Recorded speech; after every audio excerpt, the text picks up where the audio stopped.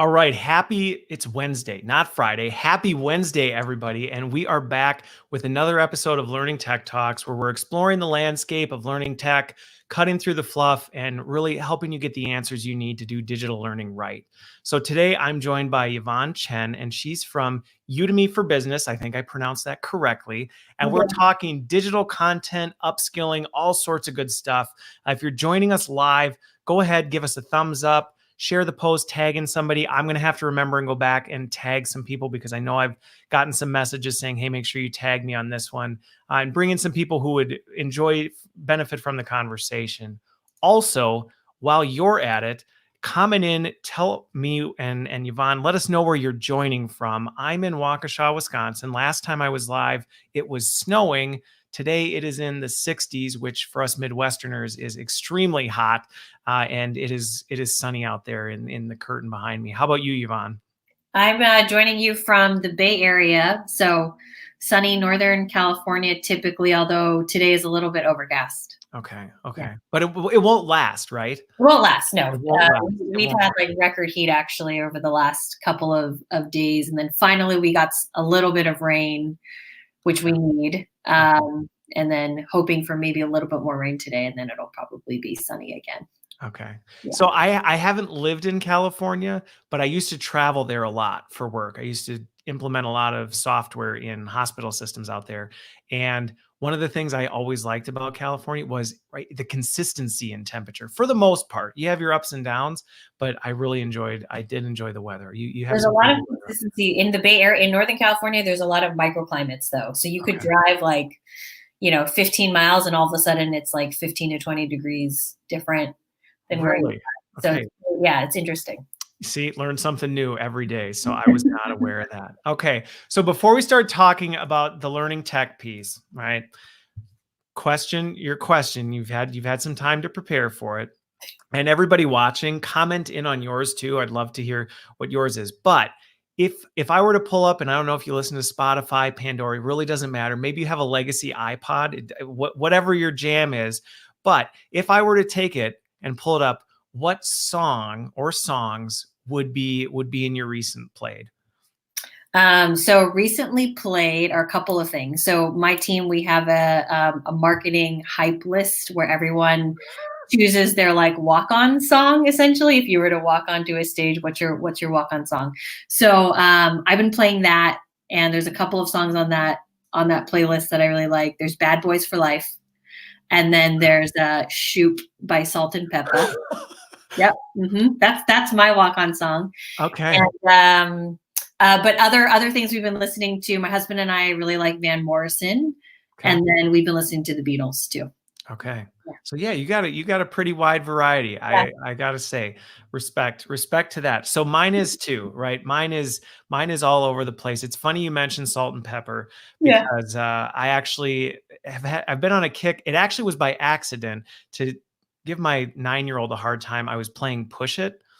And anyway, it stuck. But then the algorithm started playing a bunch of songs that I went, what? This is like the greatest playlist ever. So now I keep Push It in my playlist so I can do that. But if I were to actually pull up my most recent, it's actually super simple songs. And it's only because my 3-year-old daughter was with me when I was working out today, and she didn't want to listen to Metallica or anything like that. And so we ended up actually having super simple songs on, which is, I got to say, it's a little bit hard to work out to that, but we made it work. We made it work. That's good. Yeah.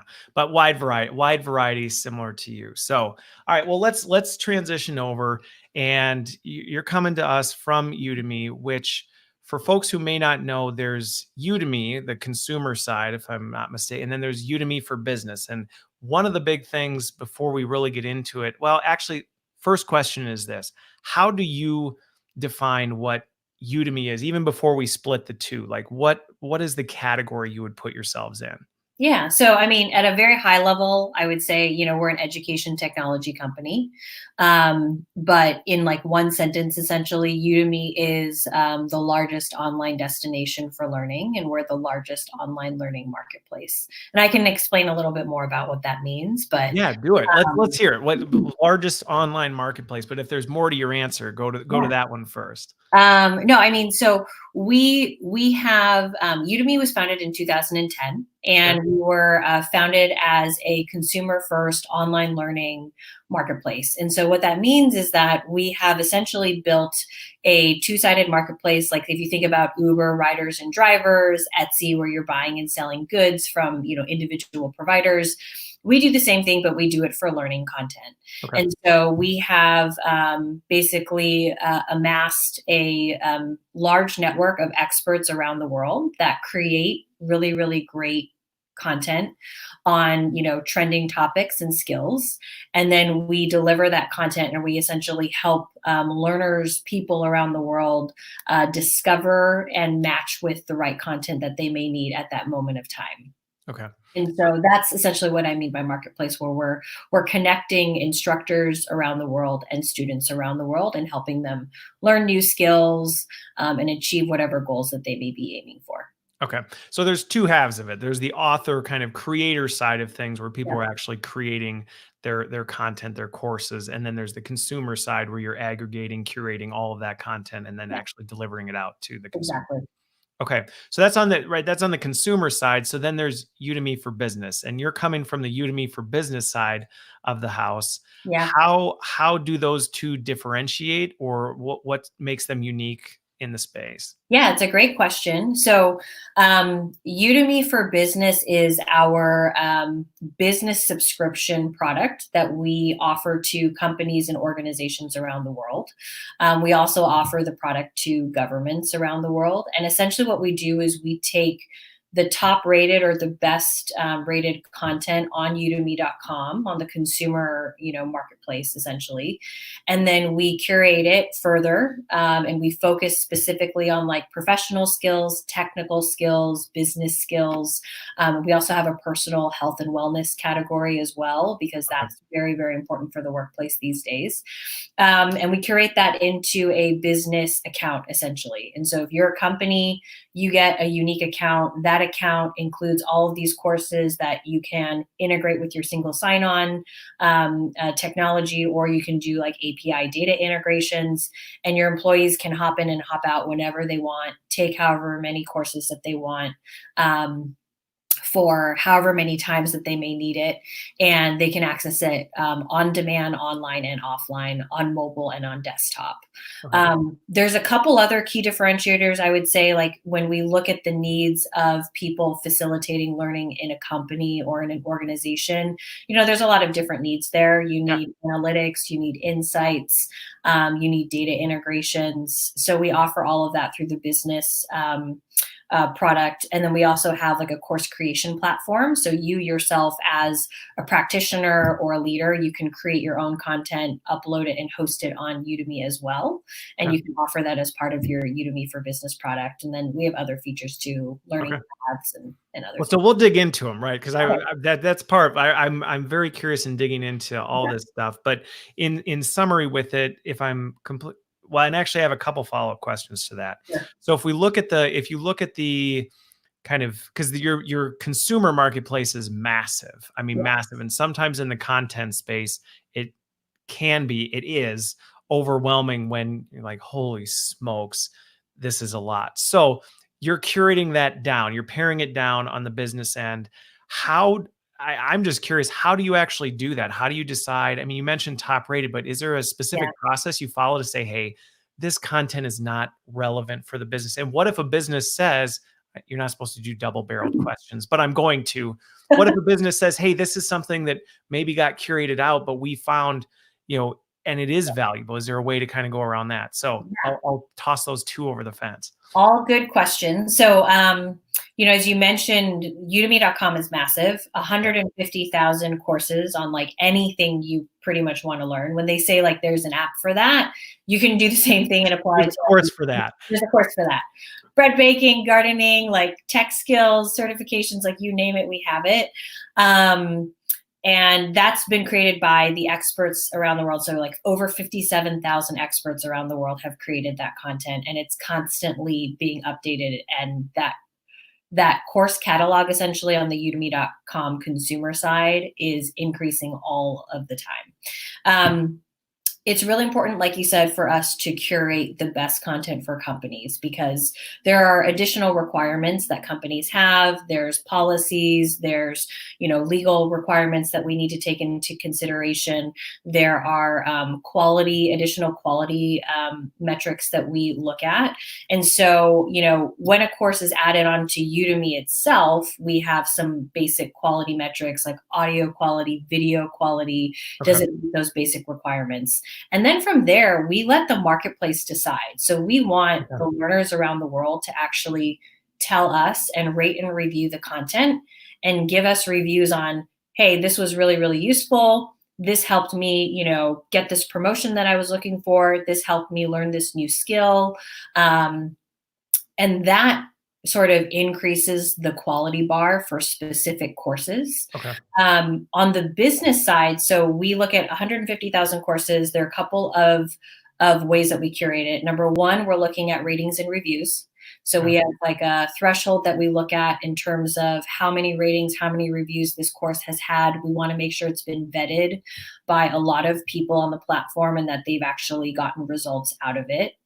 The second thing we do is we actually have a content strategy team at Udemy, and that strategy team is constantly looking at trends in the market, in industries. What are those top courses or topics or skills that people want in demand? They're also talking to a lot of our customers, attending a lot of events. And then that feeds into, okay, these are the courses and the topics that we need to make sure we cover as part of this business collection.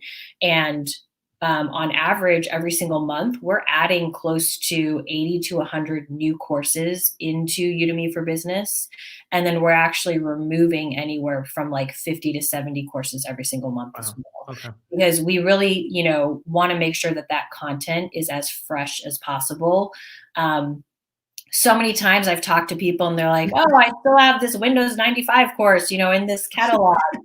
And, you can't have people searching, or you can't have that show up in search. No.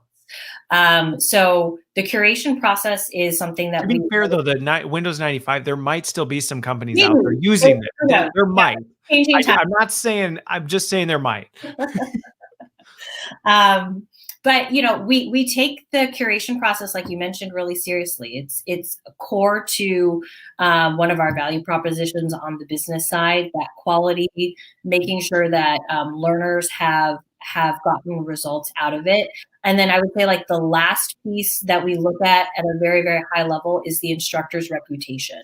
So, is the instructor responding to students in their Q&A section, quickly? Is the instructor updating their course on a regular basis?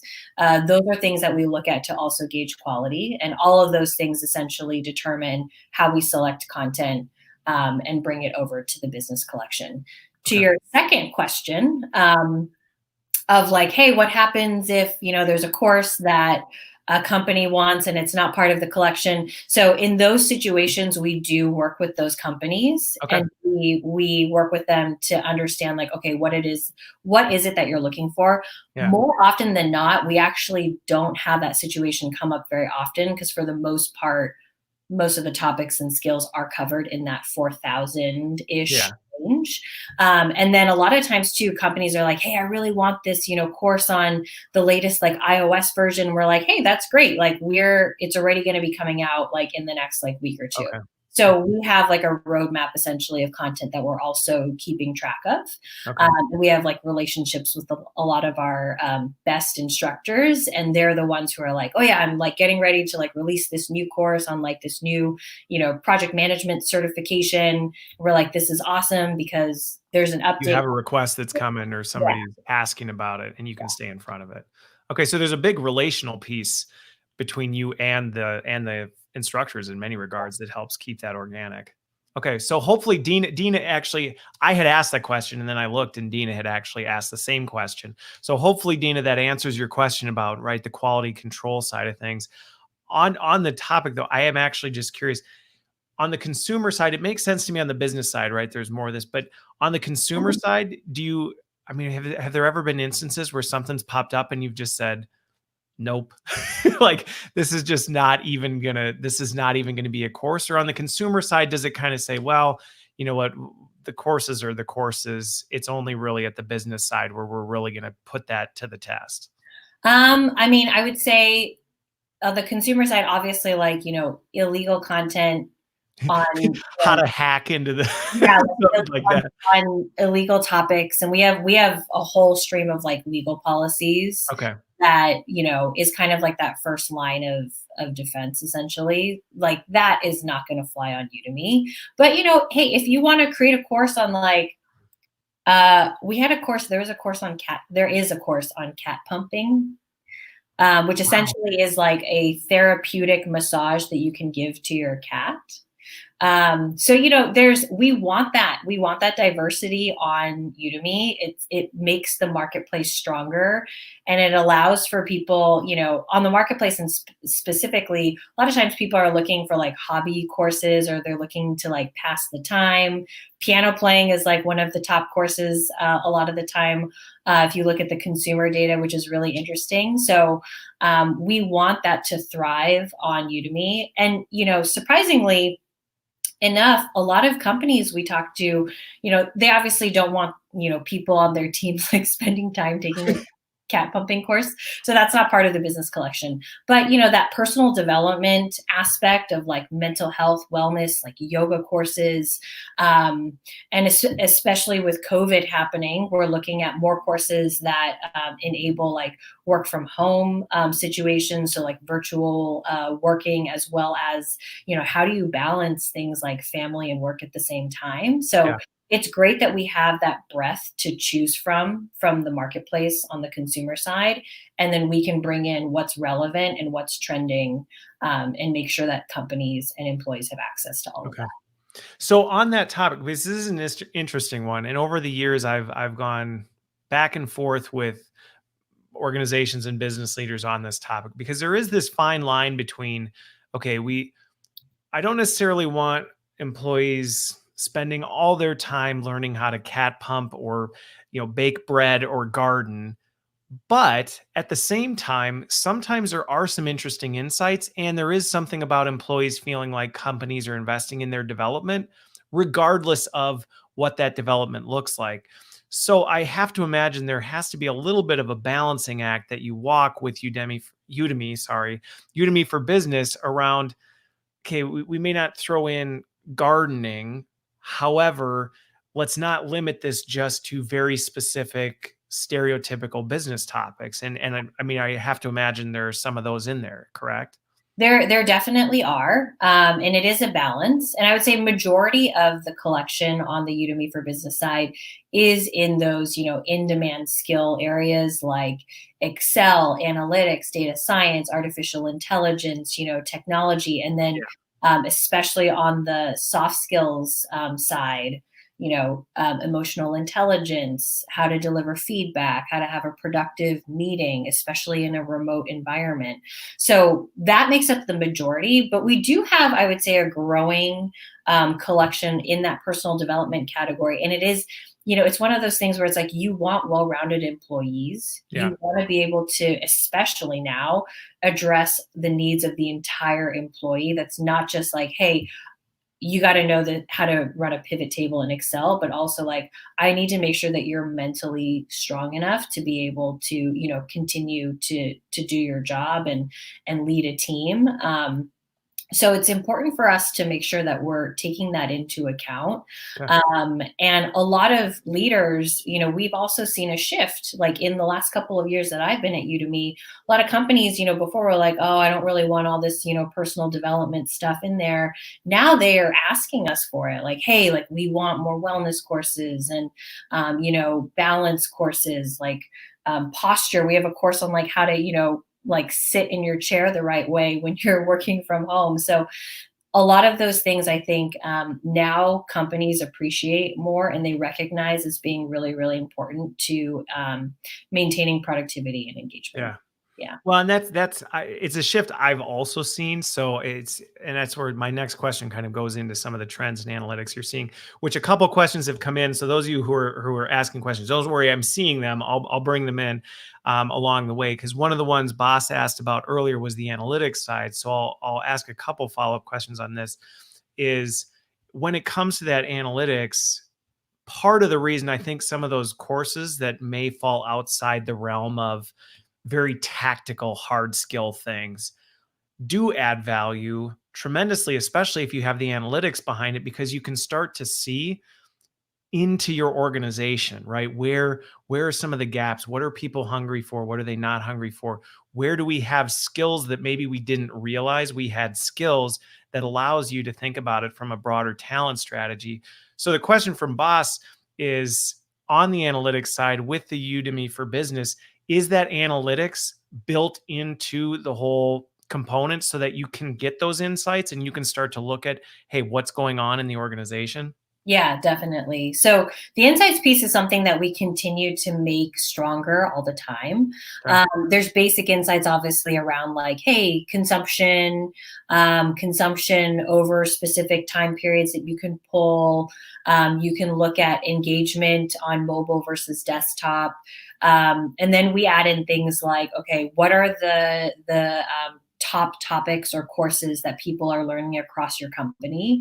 And then you can slice and dice that data by like groups. So you could say like, oh, the marketing team versus the engineering team, or the team in the Denver office versus the team in the San Francisco office. And so a lot of those give leaders the insights that they need to understand like, okay, here's what we said was important for our company to achieve this year in terms of what skills, this team or all employees need to know. Here's what it looks like in terms of actual engagement and usage. Here's how it breaks down by team. And then here are some of the other behaviors that occurred alongside that. And then they use that essentially to either coach managers or coach other, training and development professionals within the company, or they use it to like further emphasize or market essentially their learning and development programs internally, so that they do ultimately achieve whatever outcome it is that they're trying to achieve. Yeah. So we have I think like 4 or 5 different like analytics reports that people can look at, and we also look at it like from a funnel point of view. So if you look at how many licenses did you purchase? How many of those licenses are actually getting used today? By who are they getting used by? How do you want to send reminders to those people to make sure that they actually claim their license? How many people are logging in on a regular basis? How many minutes, on average? And then we also have a section that allows you to actually see like your top learners, reward them, have them be your evangelists within the company. Okay. So the data piece is really important. I would say my second answer to that is sort of, we take data very seriously at Udemy, and we use the data to make the product experience better. Okay. And so what I mean by that is because, if you think of udemy.com, the consumer side, 150,000 courses, over 50 million people around the world are learning from that content. And Udemy truly is a global company. We have, we cover hundreds of different languages, and we have students all around the world that are learning on Udemy. And so we use all of that data to actually see, okay, what are people in Germany learning, for example? What are the top 10 courses, skills that they're learning versus what is that look like compared to the US? And then depending on who you are as a learner, we want to make sure we're delivering as personalized of a learning experience to you as possible. So we use that data to like feed into essentially our backend algorithms to then recommend to you new courses, new topics new skills. I was actually that was one of the, so what you said opened up a whole bunch of questions for me, Yeah. but one of them was going to be, is that some of the things that you're either already doing today or continuing to do, that is being able to use machine learning to help kind of help people understand and navigate this space, Yeah. to be able to find things that are relevant to them or things that they may be, finding value in, versus just, wow, holy moly, this is a library of stuff. On the licensing piece, then the way, clarify if I'm understanding this right or if I'm understanding it wrong. So if somebody has a Udemy license, they have unlimited access to the content. It's not a consumption by course, correct? Yeah. Okay. So if you're an organization, you purchase Udemy for business, you designate that you want, 5,000 people, these 5,000 people to get access to it. They can log in whenever they want, take as many courses as they want. They can take the same course over and over again if they want. You can download it offline for viewing if you're not traveling anymore. But before I didn't travel before anyway, so before it's maybe okay. But yeah. or traveling or on an airplane where the internet access was bad, a lot of people were Yeah. using their mobile devices to learn. So, yeah.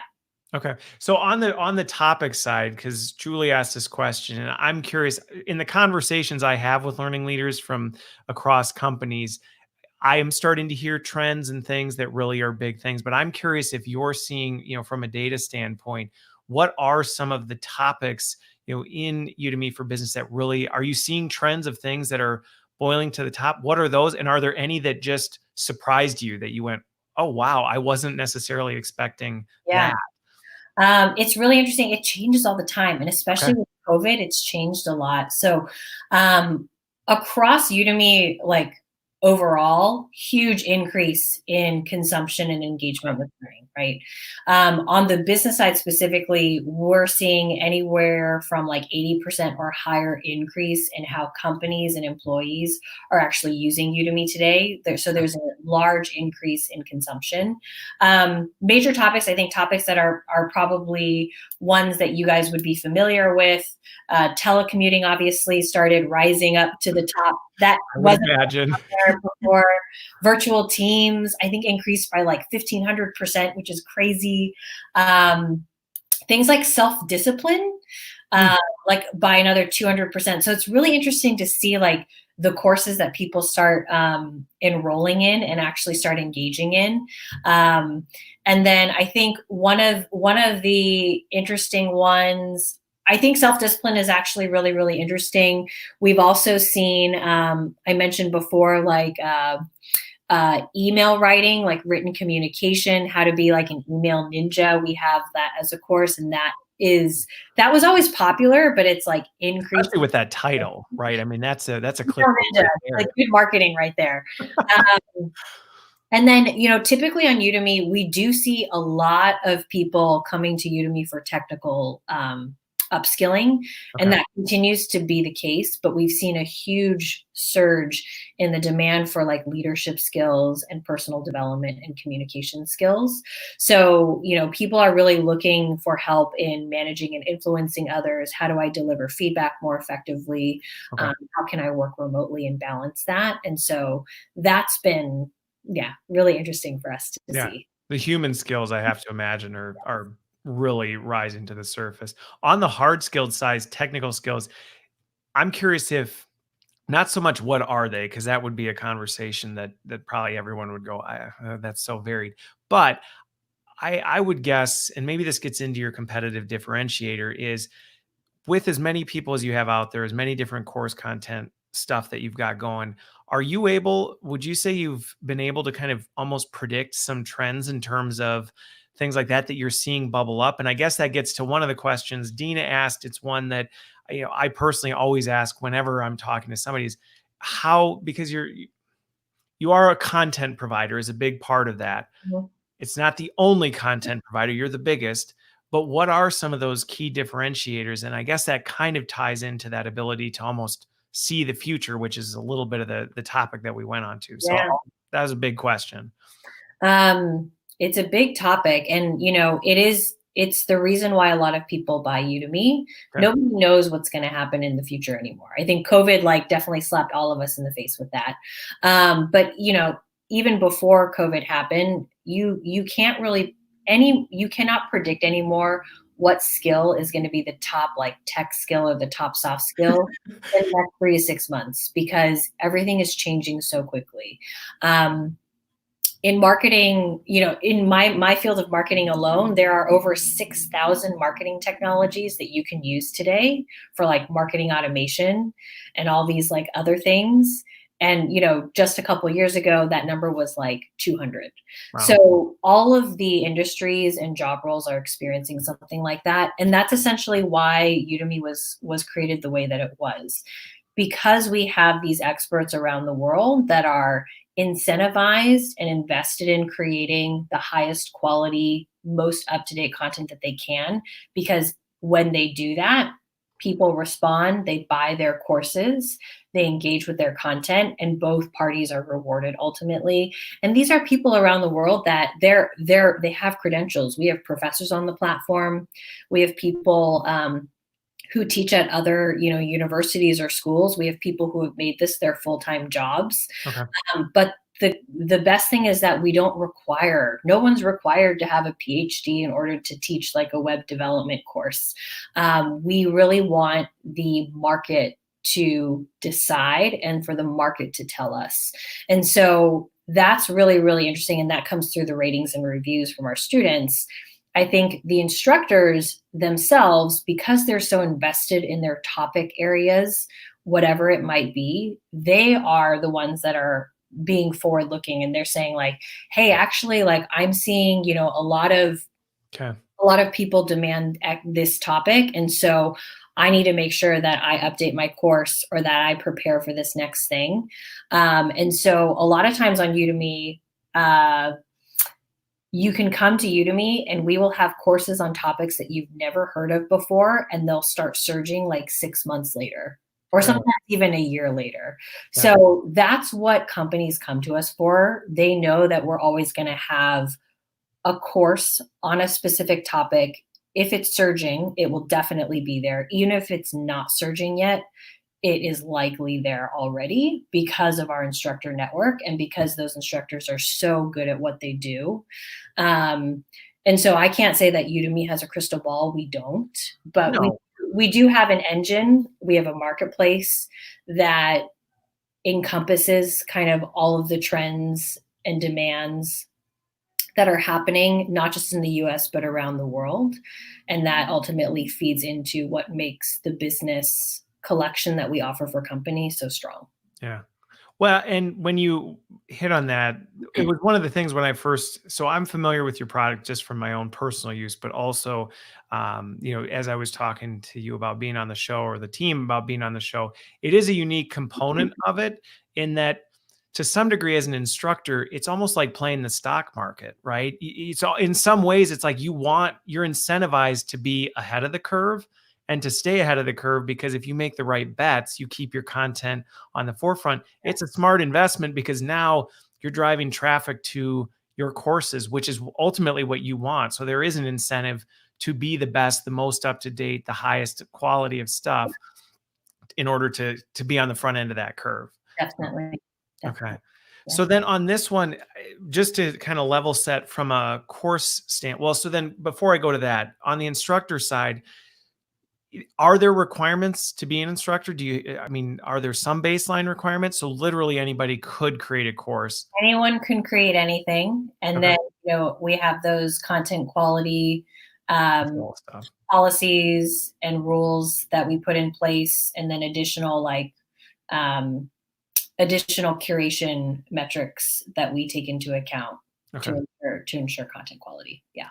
What's interesting about it is, and I've been on different settings where the argument's gone different ways, but what's interesting and something I think our industry can learn from the model you've set up is sometimes when it comes to internal stuff, right? I think about when we try and curate content on the inside, sometimes there's this concern of, well, we don't want to let everybody create content, because what if they create content and it's not perfect? My personal perspective on that is, so be it. And the times I've actually pulled that off, the people actually are better at policing. I mean, you have to have some basic guidelines, and it sounds like that's right where you've established, look, we're not going to let bad, incorrect stuff in here. There's just a baseline stuff. But as long as it meets that baseline, let it happen. And then let's let the market tell us what's good and what's bad, and use that as valuable insights instead of trying to make everybody do everything a certain way. So Yeah. it's interesting you've done that at such a huge scale. We've done it at a large scale, and it only works if you build off of that strategy throughout all of your product strategy and your business strategy, right? So if Udemy were to stop there, that wouldn't be enough. We also are looking at, best content rises to the top. Best content appears in the search results, at the top, if you think of like Google search. Yeah. Way. And then the way that we help people discover courses and like search for content is heavily influenced by, that back-end algorithm of like, okay, how good is this course? How relevant is this instructor? And then we're also tracking trending topics and skills. So 50 million people on the platform searching for things all the time. We actually track all of that. What is search behavior? What topics are they looking for? And that actually goes into a tool that we offer to instructors. It's our Marketplace Insights tool. And it essentially allows any instructor to log in, and they can essentially search for certain topics that they might be interested in teaching something on, or they might just want to see like, what are the top searched terms over the last, X period of days. And that also gives them data to be able to say like, okay, if I'm going to create a course on Udemy, looks like this new like Django course, or, people are really looking for like how to create an engaging, interactive meeting remotely. So so for the instructors, there's some insights for them too. Like, hey, if you're going to do something, here are some of the things that we need to do. It's an interesting, and I have to imagine it is disruptive in the sense you're really democratizing content creation. And the thing I'm curious, and I don't know if you have a specific example, but I think of it, an analogy that comes to mind for me is I have to imagine there have been some like diamonds in the rough, right? A person that didn't have all the big cred, they didn't have the big background, and turns out they're incredible on a topic that just blows up, that nobody would have ever found them. Nobody would have ever realized that they were such an expert or so fantastic at teaching something. Have you seen any of those where you went, wow? Oh, there's so many. And it's amazing. I think that's one of the things that I love so much about Udemy is the stories of the instructors. I mean, the student stories obviously are like very inspiring, and the company stories that we see are very inspiring. But because we're talking about instructors right now, their stories are so inspiring. So many instances of these diamond in the rough instructors who nobody had heard of before, and they blew up on Udemy. And they're some of the most gifted instructors that I've ever seen. And so I can name a couple, but like Jose Portilla is one of our top like technical instructors. Kirill Eremko is another one. You've probably never heard of them before. They don't teach at, Stanford or Harvard, but they've taught millions of students around the world how to program or how to get certification in a specific, AWS certification, for example. Okay. Learning data science for the first time. And so there's so many of those types of stories. We have instructors on our platform that are brain surgeons that also, teach a Udemy course on the side as well. We have, instructors on our platform that have made enough money to buy their fiance a wedding ring, so it ranges. Cool story, yeah. And obviously the top instructors, like they've made companies out of it now. They've said like, teaching on Udemy is my thing to do, and I'm going to expand the topics and the skills. That's how they built their brand to some regards. Yeah. Okay. The students look to them, our learners are looking to them, and companies are also looking to them, for their expertise. We actually showcase them in a lot of our webinars that we do for Udemy for Business. A lot of events that we do, we'll bring them on stage to talk about certain topics and make sure that we're educating, L&D leaders, HR leaders, IT leaders on like, hey, here's what a top expert in their field is seeing, and here are the trends, and here are the skills that he's saying or she's saying people need to know. Yeah. Yeah. No, that's cool because again, there's nothing being an expert in your field is not necessarily right. That's a good thing. It's a good thing to do, but Yeah. it's also amazing how sometimes it's people that don't have all the credentials, all the things that sometimes can just tell the stories and share things in a way that's completely different that resonates with other people. So the ability to kind of have both of those and bring those together and say, "Hey, it doesn't really matter who you are. Bring your expertise and share it with the world and let the world let the world tell you whether you're really an expert or valuable Well, or and not." you think about like, how do you often learn things in the workplace? You Talk. turn to the person sitting next to you and you're like, hey, you're really good at this. Can you help me? And so it's really that same intent where you're allowing people who have knowledge to share, to be able to share that with the world, and Okay. then help, allow the world to gain access to that. And that's Okay. essentially what we're doing. Okay. Well, and that I've got a very tactical question, and I'll jump to something else here. But I think Julie asked a question. I think we answered it, which she'd asked, do you find most of your courses are created by SMEs or L&D professionals? It sounds like it's really everybody. I mean, do you It's see everywhere. trends in terms of who's creating it, or for the most part, is it all over the board?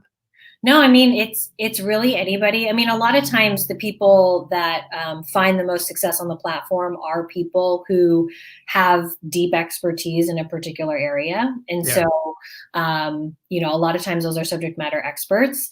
But, as I mentioned, I think previously, as an L&D practitioner, you can add courses to your own proprietary instance of Udemy for Business for your employees to access themselves.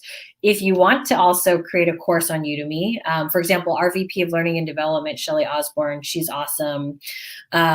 She's created a lot of courses that are for Udemy employees, but we've actually made them available for free to anyone to take Okay. content or courses on those topics, like delivering feedback, working from home. And so she's an L&D practitioner that has now made her courses available on udemy.com as well. Okay. And before she was charging for them, but now, with COVID, we're offering them for free for anybody. So there is a lot of opportunity here.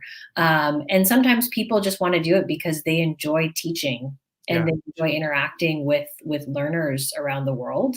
And sometimes, people are looking to start a new career. So it Yeah. really varies a lot. And that's what before we went live, we talked about this a little Yeah. bit, was the fact that, you know, right now, I think a lot of people in L&D are going through a little bit of an identity crisis as this whole digital transformation was happening, but then just got completely blown up with COVID. And I do think it's a unique opportunity for people to put the skills that they've crafted over the years Yeah. and apply it in a different way, and honestly, to some regards, to make it be a personal benefit for your own personal brand, things like that. So definitely some creative things on the very tactical. On an instructor side, do you pay to be part of the platform, or is it a pay for consumption of things? I mean, how does that work? Yeah. So on the instructor side, you add your course to Udemy, you Okay. set a price, and then depending on how many on the main consumer marketplace, Yeah. people have to buy courses individually. So you Okay. buy, this course, this course, this course, and each one's priced individually. And so if you're an instructor and you actually opt into Udemy marketing. So we market a lot of these courses to the 50 million plus, students on the platform. And if you want to get visibility, you can opt into our marketing services. And in that case, the revenue share is pretty much 50-50. So the instructor gets 50% of any sale. Udemy gets 50% of any sale. As an instructor, you can also opt out of any marketing, in which case most of that sale dollars goes directly to you. We take out some You got to build your audience. like that, but otherwise, like, it goes to you. So it's not consumption based at all on the main marketplace. It's just pure revenue. Okay. How many sales do you have? And then we take a percentage. Okay. But there's not a cost to entry. Like, hey, if you're going to create courses, we just charge X amount to create a course. No, I mean, minus like, the cost I would say is like the time that you spend to create it. Any resources you need to actually create content. I mean, yeah, there's that whole component, but the platform actually has the tools to develop the course. Yes. I mean, you got to have some other stuff. We have the course creation platform that all instructors use to create their content and add it to Udemy. And that's where they can add in, like it's all video based, obviously, but you can add in like supplemental materials, you can add in quizzes, you can add in exercises, articles that you want people to read. And then we offer that same course creation platform to companies. Okay. So companies can use the same. Okay. And then on the company side, so if you have the ability then to create courses, because then this moves from just a content hookup to actually also potentially a content creation tool that you can use internally to be able to do that, which opens it up to a new category, I think, in terms of the ecosystem. But on top of that, then that if you create internal content, because I'm sure from a compliance standpoint, there's going to be people that are like, what? We can't have our content out there. It's not going out to the marketplace. No. Okay. It's proprietary to that particular organization only, Okay. And to those employees. So it's totally separate. Okay. Okay. And then the one other question I have, so obviously if you can create your own content, then you can create it can be as customized as you want if you can develop it yourself. I am curious, one of the things I find with content is there seems to be this kind of push of, well, can we customize it? Can we not? Is it too off the shelf? Things like that. Since the instructors really own the courses, that content belongs to them. So how have you seen organizations where maybe they say, hey, this is a really good piece of content, but we also want to maybe augment it with something else to really give it our own company? How are people doing that? Yeah. A lot of companies use the content as part of a larger learning initiative or learning program. So a lot of companies have like badges programs where they're using Udemy content primarily to certify people and get them to attain specific badges or badging levels. And then they also, add in obviously proprietary like company content into that as well. I mentioned earlier, like our learning paths feature. With learning paths, you can actually mix and match different parts of courses together. And then you can also add in outside materials. So if you have maybe a PowerPoint presentation that you've developed internally that is part of this new, remote working learning path that you're putting together, you can add that into the learning path. If you want to link out to an article that you read, you can also, even though it doesn't live on Udemy, you can still host it in a learning path on the Udemy for Business side, and then your employees essentially can go through that specific path. So there are ways in which we allow people to mix and match, but we do typically find that companies use the Udemy course as a foundational like skill course. Yep. And then they part of a broader thing. Yeah. Okay, that makes sense. That makes sense. Then one other question came in from Dean, and then I have one that I'm curious about just from a strategic standpoint. But she was curious from a technology standpoint. Is the technology you use, is that something Udemy built, right? Is this kind of your own kind of tech platform that you've built to meet the needs of this unique marketplace? Yeah, we've all built it in-house. So obviously the marketplace model has been built in-house. The Udemy for Business platform, the course creation platform, the data, the insights tools that we offer, all of that has been built in-house. Okay, cool. So you guys, it's all you.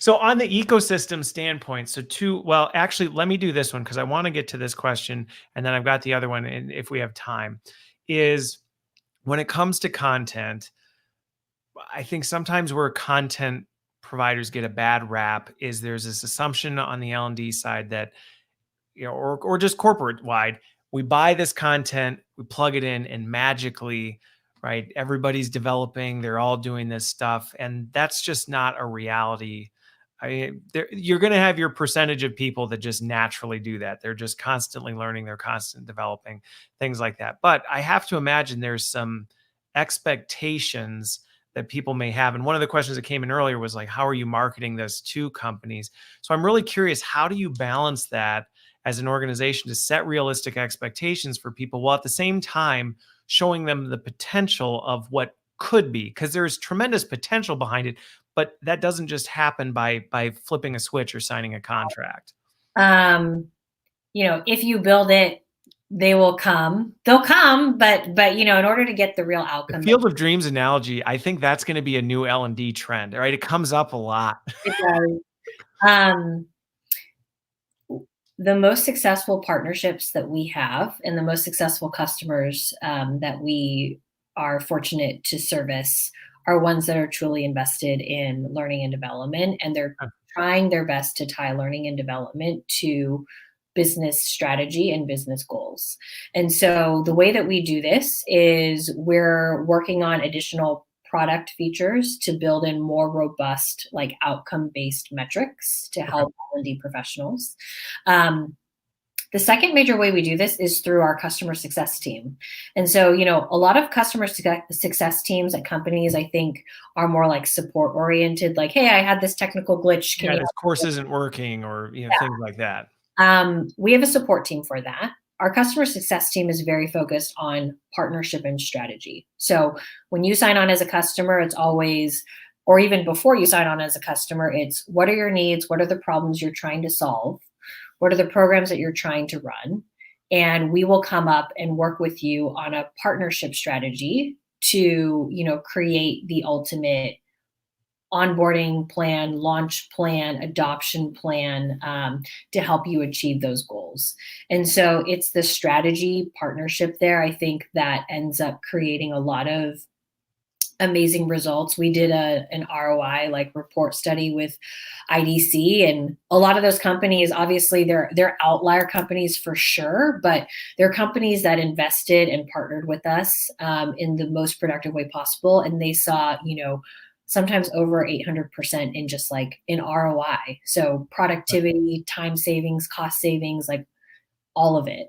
And that's things you do. That's part of the model that you bring with that. It's not just you're bringing that to the table with that. Yeah, you sign on as a business customer, and you get a dedicated customer success manager, and that person is there to really work with you every step of the way to help you see as much success out of this product as possible.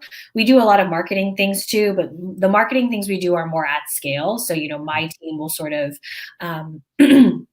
step in and help with some marketing onboarding programs, delivering course recommendations to you that you can deliver to your learners, education of new product features. We'll do that in mass as well. But then your customer success manager is really there to kind of tailor the experience to you, make sure that they understand what your needs and use cases are, and then address those. And is that something, because one of the things I think that a lot of times when people are looking to where we want to build a development culture, whatever you want to call it, is the amount of time that goes into that, right? This is a marathon, not a sprint. And with that, is that support there throughout? So because inevitably, right, it may start strong here, business environments might change. You may have a specific set of goals you're trying to achieve that you didn't have before, and now you're saying, hey, our strategy's pivoted a bit. Is that support a sustainable thing that's in part of it?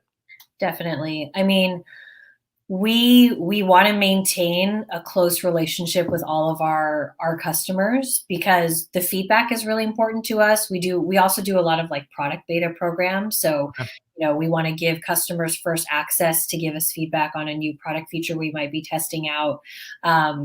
And getting that level of information and feedback is so important as inputs for us as we're kind of advancing and developing our product and our services.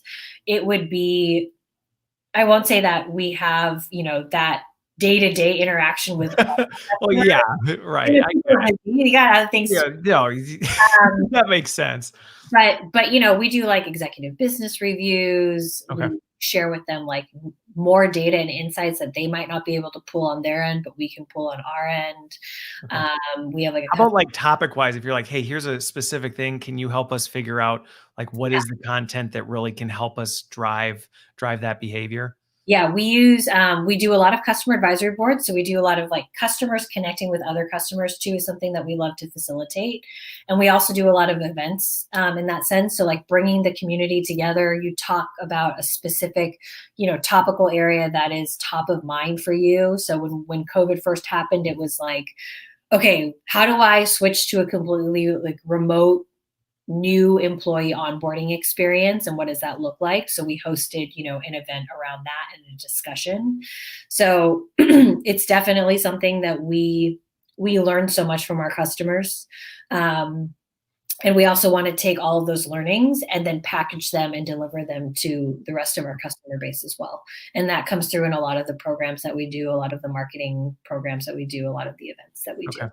So there really, and I guess I could have retitled the show had we had this conversation ahead of time, right? But this really it's content, it's the technology behind it, but it's also community. I mean, what I'm hearing you say is the community, both within the instructors, within the organizations that are working with you. You're building a community around this stuff that's not just with this one organization or here's this piece.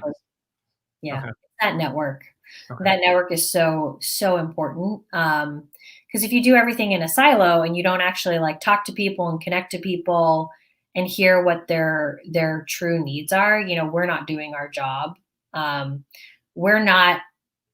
We don't like to see ourselves, obviously. I don't think any vendor doesn't like to see themselves as just a vendor, but like really like we're not just a vendor. We are here to invest in long-term relationships and partnerships. We're here to help bring learning forward. And especially in a time like this where, digital transformation, future of work, all of those conversations have been accelerated to a new level. It makes something like Udemy and the partnership that we have with companies, I think, even more important. Okay. Well, I don't think being a vendor, right? And I see what you're getting at, right? You don't want to think of yourself as just a vendor. This is something, and it's part of why I started this show, is the fact that I feel like the vendor thing, it gets a bad rap, like, oh, vendors, they're over. And there is a little bit of an us them in the industry. I don't think there needs to be. I think vendors acting the way you're talking about, that's a strategic partnership. The vendor side, yes, you're a vendor in that you're providing a service to us or a product to us, but when you're doing it right, that's just what, to me, a vendor relationship should look like regardless. It's not a bad thing. And I think there's tremendous opportunity for us on the practitioner side to do more to engage and partner with vendors in that capacity. Yeah. I mean, you think about it, like you're spending this money, you spend all this time evaluating providers, then you spend money, you sign on the dotted line. A lot of times, that's the end of the relationship until, Something goes wrong. something goes wrong or the company pings you for renewal. Yep. But that's not what we're here for. Like we want to do more than that. And that was how we built this business and the team. And so that's what's ultimately going to make the relationship Make it work. Yeah, make it work. Yep. So. And I think fundamentally the things you talked about at the end here, there's two mindset. It's one mindset shift, but it's one mindset shift that I see it playing out in two ways. One, it's changing the mindset you have to vendors, right? It's not just a consumer, right? We consume and that's it. And until we need to consume more of that, that's a fundamental mindset shift. But it also goes back to what you talked about of taking advantage of that community piece. Requires shifting the mindset of I need to step out of just my silo and looking at the day-to-day of what we're doing and saying, hey, we shouldn't fear collaborating outside our company walls and our boundaries. In fact, we should embrace it. And that's one of the big trends I'm seeing with technology, from a democratization of a lot of things. It's actually breaking down a lot of silos and giving us a lot of insights, which for some is terrifying, right? Some people are a little nervous by it. To me, I think it's a huge opportunity. It is. Okay. Well, I told you we would run out of time before the other question I was going to ask, and maybe if you can do the 30-second answer to this one, is from a integration standpoint. And like I said, the very quick way of doing it, because otherwise this could be a whole nother episode in and of itself. But when organizations, how are they doing it at a high level? Are they integrating it into their existing ecosystem of things? Are they kind of just bouncing it out? Is it its own thing? Very quickly. Very quickly, depends on size of company. Okay. So smaller, mid-sized companies, Udemy is typically the sole provider and the like main avenue in which they're delivering learning and development. For a lot of larger companies, you have multiple providers. And so it's part of a larger ecosystem where we integrate then with like your LMS, if that's the strategy. But we've also had a lot of large companies that didn't find success in the LMS because people didn't go there for learning, and they just kept going to like Udemy on their own. Okay. So they separated it out. So it really depends. But I would say it depends on company size and then your strategy. Okay. Yeah. And I won't dig into the technical stuff. So don't worry. And we're at time anyway. So honestly, this has been fantastic, Yvonne. I appreciate you being here. It was great, even just for myself to just dig into this a little deeper than I had in the past. And I appreciate, your transparency and the conversation. I think we answered all the questions that came in throughout. If not, definitely we'll comment and I'll tag in people along the way if there's any other ones, or if people are watching or listening after the fact, you can always tag us and things like that and we'll chime in. But this has been fantastic. I hope you have a phenomenal rest of your afternoon. And thanks for being here and thanks for the time. Thanks everybody for watching too. Thanks everyone. Thanks, Christopher. It was a great conversation. All right. Have a good one. Bye-bye.